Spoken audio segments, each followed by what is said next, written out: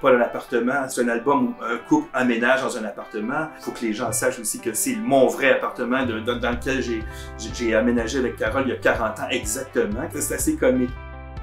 Dans le livre, d'ailleurs, au départ, Paul et Lucie sont en train de peinturer. Moi, j'ai toujours un souvenir de ce calorifère-là qu'on a peinturé plusieurs fois. C'est des gros calorifères de fond.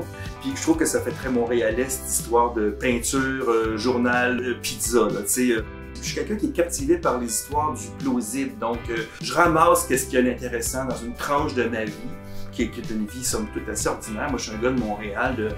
Fait, mes livres se passent à Montréal. Évidemment, j'ai pas voyagé. Je m'invente pas des voyages aux Himalayas. Je veux dire, ça n'existe pas, ça, pour moi. Ma vie, c'est le métro, c'est Montréal, c'est les trottoirs, c'est la vie en famille. Puis j'essaie d'extraire un peu de poésie ou quelque chose de rigolo.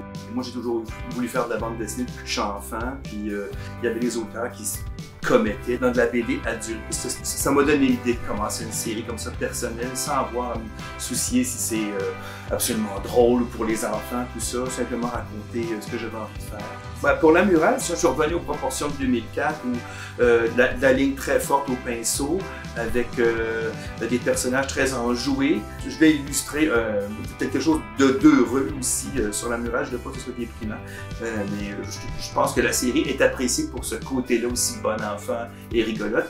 Puis bon, comme La Murale va être là pour un bon bout de temps, je voulais quelque chose de joyeux.